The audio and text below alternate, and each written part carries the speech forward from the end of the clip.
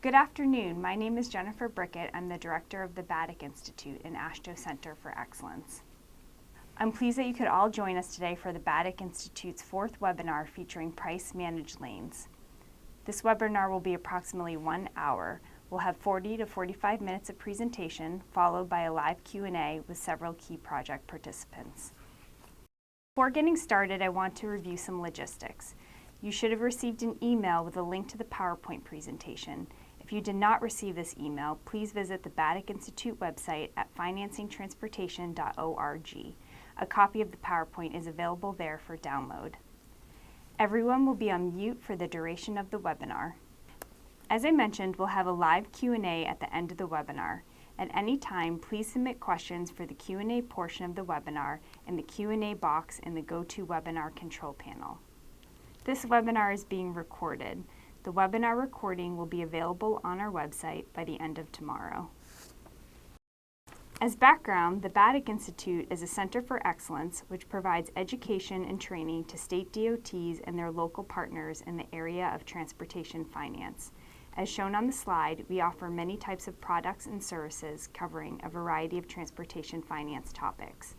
For more information about the BATIC Institute, please visit our website at financingtransportation.org. I'm now going to hand this over to Jody Miziak from the Build America Bureau. Thanks, Jennifer. The Build America Transportation Investment Center, or BATIC, was established in 2014 within U.S. DOT to drive more efficient development of U.S. transportation infrastructure. Since then, BATIC has served as the single point of contact and coordination for states, municipalities, and other project sponsors looking to utilize federal transportation project delivery expertise, apply for federal transportation credit programs, and explore ways to access private capital through public-private partnerships. Our BATIC Institute partnership with AASHTO has been a critical component of these efforts. In December 2015, the passage of the FAST Act included the establishment of a new National Surface Transportation and Innovative Finance Bureau. This bureau structure builds on the work of BATIC and provides additional tools to improve coordination across U.S. DOT to promote innovative finance mechanisms.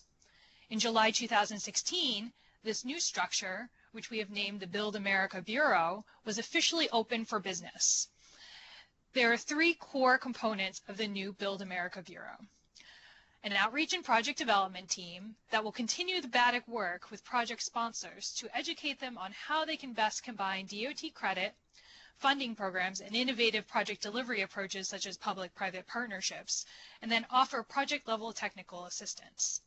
A credit programs team that will encompass a credit assistance that is currently provided by TIFIA, RIF, and PABS.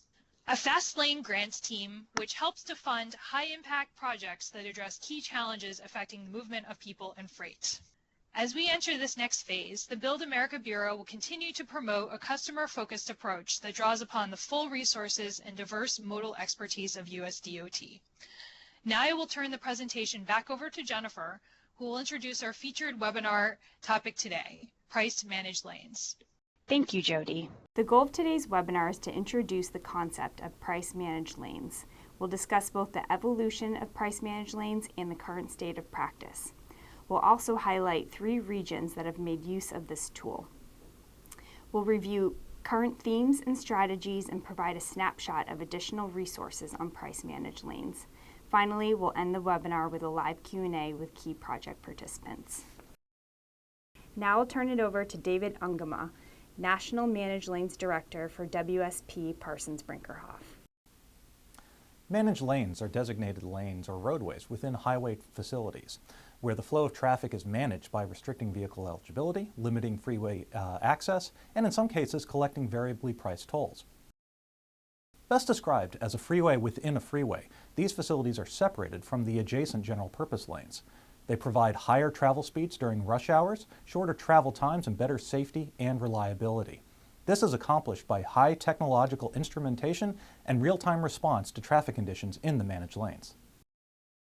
The term managed lanes was introduced in the late 1990s to refer to a variety of special use highway lanes, including high occupancy vehicle lanes, or carpool lanes as they're often known, high occupancy toll lanes, which applied tolls upon those carpool lanes, express toll lanes, which don't imply any benefit for carpoolers, and other strategies.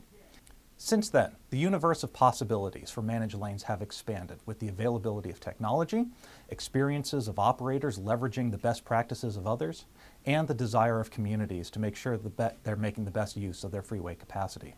The core objectives of active response to traffic conditions remain true. However, agencies may be flexible in how they apply the specific mix of strategies to best respond to regional and state objectives, as well as community desires over time. Pricing of managed lanes has been in place in the United States for over 20 years. The result of these facilities has been an improvement in overall travel time reliability, not only for toll-paying customers, but also for toll-free users such as carpoolers and transit riders who are eligible to use the facility. In the past 5 years, the United States has witnessed the opening of over 300 lane miles of price-managed lanes. And in the next 5 years, the total lane mileage will double, with almost 350 lane miles currently under construction. Most of the early or first-generation projects were conversions of existing, underutilized HOV lanes into priced managed lanes as a way of better utilizing this capacity. Although some communities are still pursuing this path, more communities are exploring the combination of construction of new lanes, potentially coupled with HOV lane conversion if there are HOV lanes in the corridor, to accomplish managed lanes delivery objectives. Additionally, managed lanes may be funded solely from public sources or involve a private sector partner to augment funding and operations.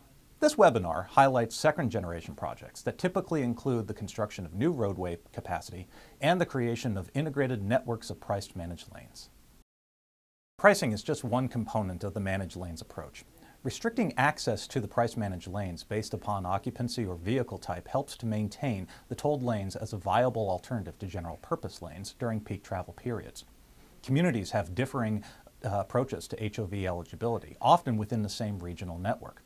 There is no one way to best provide for HOV benefits or incentives. Instead, each state and region should consider a broad array of conditions that inform a preferential pricing and incentive package on managed lanes that meet local objectives. Additionally, most states prohibit truck use of price-managed lanes, but some others, such as Colorado and Texas, allow them. As of 2016, there are over 30 operational price-managed lanes, with an additional 3 to 5 facilities opening every year. 11 states have facilities in operation or under construction, with 8 more actively studying the potential application of price-managed lanes within the state's highway systems. As states' experience with managed lanes has increased over time, the objectives of these facilities have led from initial experimentation and demonstration, the first generation of managed lanes, towards a longer-term vision of regional traffic and mobility management, for which we call the second generation. Additionally, we are already witnessing a reconstruction of the first generation to the second generation. On I-15 in San Diego and on I-10 in Houston, managed lanes that were initially opened in the late 1990s have been rebuilt and expanded in order to provide sustainable and reliable travel in high-demand corridors. In each case, the success of the first-generation facility directly led to the public desirability for second-generation facilities. This webinar will provide an illustration of how these concepts were applied in 3 different regions: the Minneapolis-St. Paul regions of Minnesota, Southeast Florida, including Miami and Fort Lauderdale, and the Northern Virginia suburbs to the District of Columbia. Speakers representing each region will discuss the development of the managed lane concept on multiple corridors, how these facilities were funded and constructed, and highlight how to achieve local goals and objectives through project development and policy design. And now I will hand things off to Ken Buckeye of the Minnesota Department of Transportation, where he will talk about how managed lanes have evolved in the Minneapolis and St. Paul region. Thank you, David.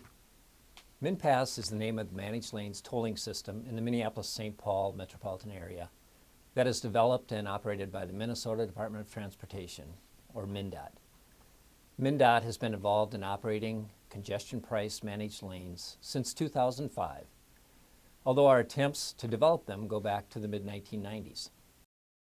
This graphic shows our existing and planned managed lane system. It shows 3 operational projects: I-394 in the West Metro area, which was originally an HOV lane conversion, I-35W in the south and western portion of the metro area, which was a mix of HOV conversion and new lanes, and we introduced the price dynamic shoulder lanes on this project. Our latest project I-35E in the East Metro area is also a mix of new lane capacity in most of the corridor. An important feature of this project is the demonstration of peak hour southbound lane conversion in a short segment in the middle of the corridor where I-35E and I-694 share a common section. Two additional projects are in the future development program at this point. I-35W North and I-94, which connects the downtowns of Minneapolis-St. Paul in the heart of the metropolitan area. Development of the system and the new projects being planned has not been a straight path. Each project has had its own challenges publicly, politically, and operationally. Given the complexities associated with delivering each project, a cookie-cutter approach is not sufficient. Each project demands extraordinary attention to outreach, design, and operational planning. There have been two major driving forces for the development of MnPAS policy and the MnPAS system. The first goes back to the mid-1990s when it became clear that HOV lanes on I-394 were performing significantly below capacity in peak hours. This was both publicly and politically unacceptable. The second is the recognition that adding capacity on our system as general purpose lanes is only a temporary solution. Those lanes rapidly fill and become congested like the rest of the facility. With that recommendation, a state legislator living in the I-394 corridor authored legislation that launched MnPAS. The first project was the conversion of the HOV lanes on I-394 to hot lanes. The project had an early rocky start, but ultimately, within about a month of our opening, the value of the lanes was becoming apparent due to the improved operations. The project introduced several innovations in congestion pricing, including tolling on lanes adjacent to general purpose lanes without a barrier separation. It also included multiple segmental tolling, fully dynamic toll pricing, which ranged from 25 cents to $8 when the facility was open. Additionally, some unique enforcement innovations were also introduced, such as read-write transponders and mobile enforcement technology. The successful launch of I-394 MnPAS was a very strong influence on the development of our next project, I-35W MnPAS. MnPAS operations became a centerpiece of our Urban Partnership Agreement application, along with a range of corridor improvements for transit, technology, and telework. One of the design and operational challenges we faced was physical design constraints in the corridor that didn't provide lane continuity for the last 2 miles into downtown Minneapolis. Our solution was to resurface and restripe the lanes using the inside shoulder as a peak period MnPAS lane. This design required us to use most of the outside shoulder as a lane as well, and we accommodated for emergency and enforcement with the development of paved pull-off pads each half mile. Ultimately, the I-35W MnPAS lanes are now 18 miles in length, stretching from the southern metro area into downtown Minneapolis. We have found through user surveys a very high degree of customer satisfaction and an improved overall performance in the corridor. People who are familiar with my presentations have heard me say this before, but nothing succeeds like success. The very careful and cautious approach, the answer every question philosophy that we used paid off. The very high degree of customer satisfaction and very evident improved performance of the lane over the HOV condition gave the public confidence that this was an improved way of managing the corridor. For the most part, MnPAS is a single lane system. Our ability to keep it free-flowing and at the same time optimizing performance of the lane is managed by adjusting the price automatically every 3 minutes through the data provided from the roadway sensors and fed into the algorithm that uses roadway speeds and lane occupancy to determine the price. MnPAS is an HOV2+ system. We manage it first for transit and carpools with the goal of ensuring continuous, free-flowing lanes. The price charged to SOVs is fully dynamic, meaning that there's no peak period floor. It can vary anywhere from 25 cents to $8. We have no provision for free or discounted travel by low-emissions vehicles, and we believe it would be detrimental to the lane's performance if we did allow that. As the saying goes, necessity is the mother of invention. We saw an unacceptable situation with the development of MnPAS and I-35W and that 5 lanes of traffic were going to be channeled into 4 lanes without some important measure. As I had mentioned previously, that required us to think creatively and search for better ways to use limited road space. The first part, 4 miles, of our I-35E MinPass corridor has been developed and was opened in late 2015. The second portion, 6 miles, will open in 2016. With these corridors proving their success, several more will be open in the next 5 years. We chose to open our MinPass lanes on I-394 by using a double white stripe buffer as opposed to a barrier separation, simply because there was not enough room in the corridor to install a barrier and provide adequate lane dimensions. We also recognized that this condition required us to be very committed to enforcement, and we incorporated a number of advanced, at least at the time, enforcement strategies. The double white stripe also allowed us to convert the corridor from an HOV facility to a congestion-priced managed lane facility for about $1 million per mile. Minnesota benefited greatly from the Urban Partnership Agreement program. The cost of setting up MinPass, converting the HOV facility and the price dynamic shoulder lane, and adding the supporting technology was about $66 million, of which 80% was covered by the federal grant. Our objective with MinPass is to manage congestion through pricing so that travelers are virtually ensured that they will have free flow conditions.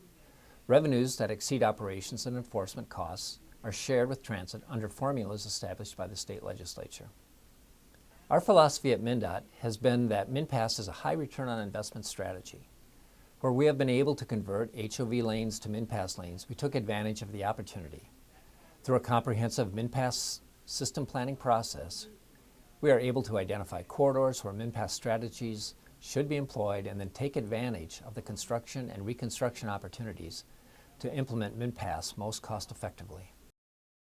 Now I will hand it off to Larry Cloyd with the Virginia DOT. Good afternoon. My name is Larry Cloyd, and I'm the Program Manager for Express Lanes Operations in the Northern Regional Operations Center with the Virginia Department of Transportation. Prior to my most recent assignment, I served as Program Manager for design, build, and delivery of the 495 Express Lanes and as Initial District Development Manager for the 95-395 Express Lanes, ultimately transitioning both of those facilities into operations and maintenance. Virginia began its development of P3 projects following enabling legislation passed in 1995, known at the time as the Public-Private Transportation Act, or as we call it in short, the PPTA. That act has had a number of modifications since inception, taking advantage of knowledge gained and lessons learned over the past 20-plus years of its existence. Northern Virginia, driven in large part by its heavy congestion, took early advantage of the PPTA, initially creating several projects that took advantage of speed of delivery, utilizing private sector design build and special tax district funds to make improvements to Route 28 in the Dulles International Airport corridor, and delivered roughly between the years 1997 and 2010. Unsolicited proposals for the region's first priced managed lanes were submitted by private sector partnerships to build hot lanes, high occupancy toll lanes on Interstate 495, followed by conversion of reversible HOV, high occupancy vehicle lanes, to hot lanes on Interstates 95 and 395. All were proposed as dynamically priced lanes utilizing fully electronic toll collection methods. These projects were conceived in 2002 and 2004, and they were delivered in 2012 and 2014, respectively. The funding and financing scheme for I-95, 395, and I-495 encompassed a number of different sources, a large portion of which were tax-exempt private activity bonds, TIFIA loans taken out by the concessionaires, and private equity. VDOT contributed, in the case of the 495 project, a substantial investment, primarily to replace existing parallel infrastructure that was aging, i.e. bridges, roadway, noise walls, and general purpose lanes, pavement, and safety structures. Upcoming projects are extensions to southbound 95 and northbound 395 express lanes projects with expected delivery in 2018 and 2019 respectively, and I-66 both inside and outside the Beltway with expected delivery in 2018 and 2021. The keys to success of these projects and of the statewide program in general have been: 1. Recognition early that a dedicated P3 office and dedicated teams of specialists would be necessary to ensure success, given the complexity of the agreements, negotiations, legal and commercial terms development, financing, marketing, public relations, O&M performance, operations and maintenance performance, and compliance metrics, and customer education and services. Typical centralized state transportation organizations are not usually well equipped at outset to develop and deliver P3s without implementing these important staff changes. Number 2, as David had touched upon earlier, the willingness to evolve and adapt as the program grows, recognizing that any number of managed lanes options may be possible and better suited to specific regional and local needs. Examples are a growing trend in the Commonwealth to shift to solicited rather than unsolicited proposals, such methods giving the owner more control over the project and its outcomes, mixing up funding formulas to take best advantage of the availability of both public and private funds and procurements, and establishing priced managed lanes with a broader focus on multimodal transportation outcomes, rather than just single occupancy vehicle or HOV hot conversion options.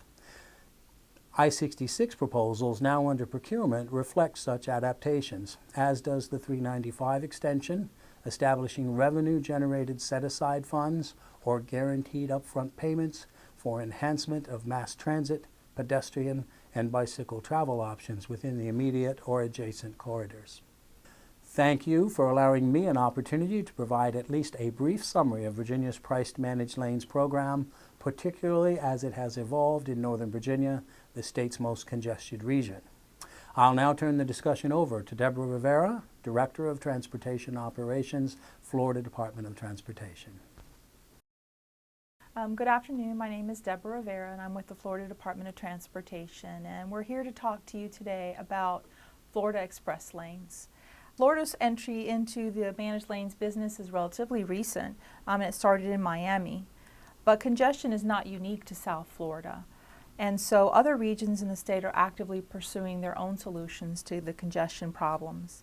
My presentation will highlight the work done in Southeast Florida, but we will also briefly mention other efforts around the state. It goes without saying, though, there are practical lessons to be learned from each of the projects. And this is the important thing to remember. Every one of these projects is a little different and is developed within the context of the specific region's needs. So let's take a closer look at Southeast Florida. This map represents all the projects that are in operations and construction, PD&E, planning, and design. And what you can see is that the plan is to develop an interconnected network within the region.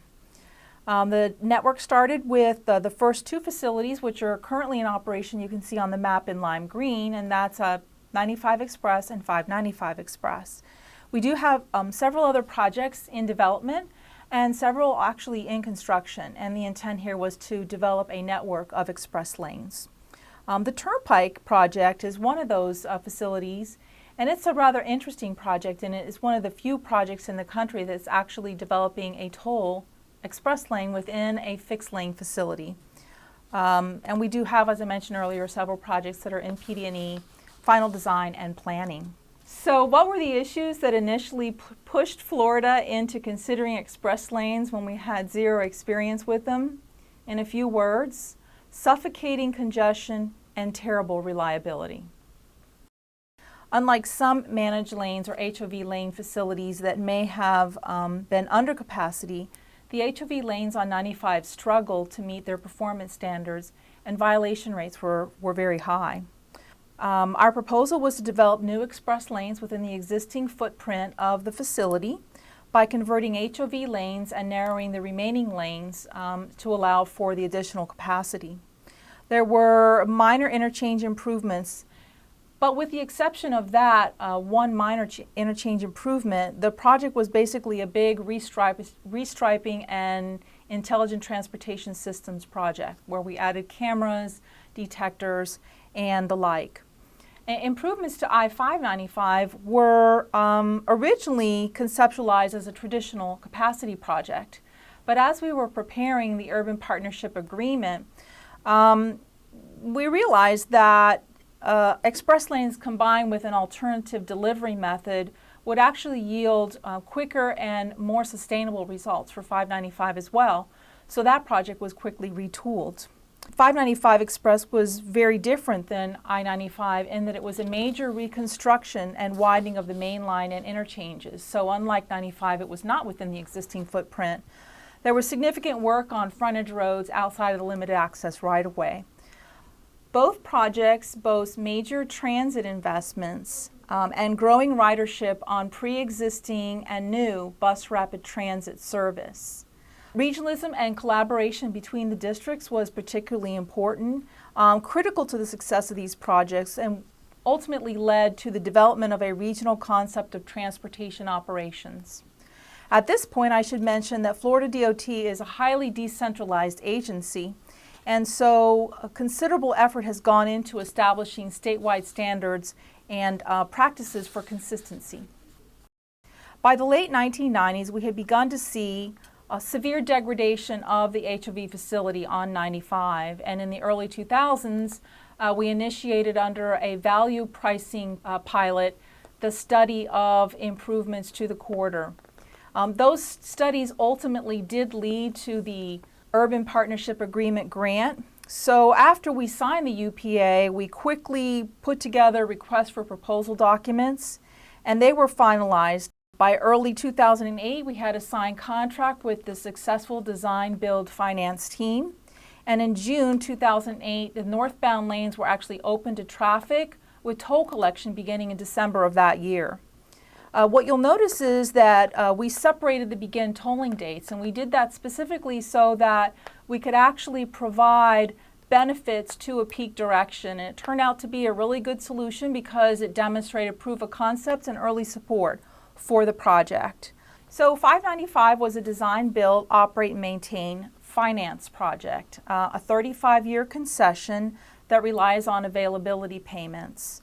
The best value procurement process did take some time, but given the complexity of the deal and the nature of the project itself, it was certainly well worth it. The project has been operational for nearly 2.5 years. There has been a very modest demand for the reversible lanes. That's due primarily to the really dramatic improvements that were made to the general purpose lanes themselves. Toll collection began about a month after opening, and while demand for the reversible express lanes is modest, we do believe that we've constructed a facility that is sustainable. While both of these projects are express lanes projects, they're both very different, and that's actually the point. No two projects are developed with the same exact set of project facts, and each project needs to be delivered and developed within its own specific context. Phase 1 of 95 Express is 7 miles long and part of what will ultimately be 50 miles of express lanes along I-95 in Southeast Florida. Phase 1 was built entirely within the existing footprint, and with the exception of some spot widening, within existing right-of-way and within existing footprint. Whereas 595 was a huge reconstruction project, dramatically changing the look and feel of the facility, even beyond the reversible lanes element. Cost-wise, the two projects are also very different. The cost for Phase 1 was $139 million, and that included incentives and supplementals, whereas the cost for 595 was roughly $1.8 billion. In both cases, neither the contractor nor the concessionaire has any revenue risk. Construction schedules were also different, as you might imagine. 95 Phase 1 was able to deliver usable improvements and begin interstate tolling within a year. Each project includes some important innovations. For 595, it was the first project in the country that relied on the availability payment model. And for 95 Express, this project was unique in that it was the first variable pricing or congestion pricing project in the state. It was also only one of 2 projects at the time that had required an increase in the HOV lane occupancy from 2 to 3. And we also incorporated a carpool registration system, which was very novel. 95 Express Phase 1 has enjoyed positive net revenue for several years and has provided the funding necessary for other express lanes projects in the county. It remains one of the most financially successful projects in the country, but it is important to note that revenue generation was not a primary consideration in the development of the project. Managing congestion and optimizing the use of existing infrastructure were the primary project goals.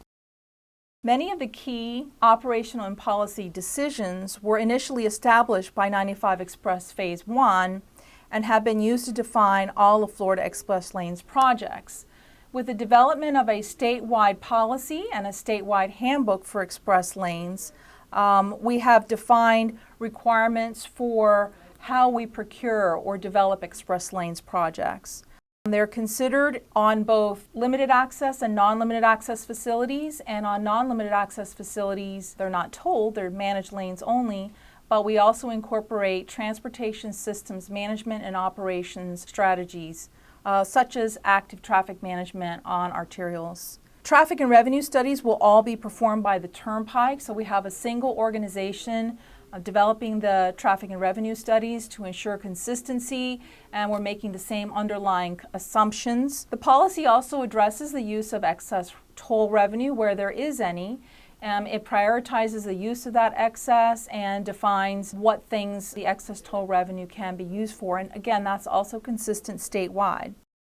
But I think one of the most important policy and operational decisions was to require the development of a concept of operations, or a CONOPS. Each region is expected to develop a CONOPS for their region, and then each individual project has a CONOPS developed which is consistent with the region's overall objectives for their area. This has actually helped not only communicate the message, but ensure that we have connectivity between projects within a region and across the state. But as I mentioned in the beginning of this presentation, Southeast Florida is not the only place where we have express lanes under development. And while most of the other projects won't be in operation for several years, soon it will be commonplace in Florida to have express lanes as part of our solution to congestion. So with that, I want to thank you all for your interest in Florida Express Lanes and let you know that there are resources out there. We're all very interested in helping you achieve your success. And so I'd like to introduce Angela Jacobs. Angela is with the Federal Highway Administration, and she's been involved in a lot of these managed lanes projects with us. Thank you, Deborah. I am excited about the opportunity to discuss the common themes about price managed lane projects. As noted by each presentation, there are a lot of unique aspects to each price managed lane project. The Federal Highway Administration has been able to fund price managed lane projects through programs such as the Value Pricing Pilot Program, the Congestion Reduction Demonstration Program, and the Urban Partnership Agreement Program. Price managed lanes projects are driven by a desire to provide choice and mobility. One of the ways they do that is by offering a multimodal approach, which includes transit projects. Many of the most successful projects also support transit operations within the corridor. Data has shown that pricing has a positive effect on transit operations and therefore transit ridership. Express buses operating on managed lanes offer faster trips and shorter travel times. Over the years, we've moved from first-generation projects that simply look at managing a single lane to projects that are multiple lanes and oftentimes involve major reconstruction of facilities. As noted in this table, over time as deployments progress, it has spurred innovation. With small projects that are typically barrier separated, they were a single lane, They were HOV2. They were more on a pay-as-you-go basis. An example of that type of project is SR 167 Hot Lane project in Washington. With medium-sized projects, were typically run between $50 and $500 million. The projects were sometimes multi-lane. Typically, they might include an increase in HOV occupancy, and also there might be some private investment. An example of those types of projects could be the I-95 Express Lanes project or the Los Angeles I-10 or 110 project. And finally, with our large projects, they're typically between $500 million and above, and those projects typically include major reconstruction of a corridor. They usually involve private investment, P3s, and an example of that kind of project is the I-595 project in Florida. All documents mentioned in this webinar will be made available on the BATIC Institute website. As noted in the map that David discussed during his presentation, there are many successful price-managed lanes projects that are in operation throughout the United States. And you can get more information on these projects by going to either the project website, the value pricing website, or the BATIC Institute website.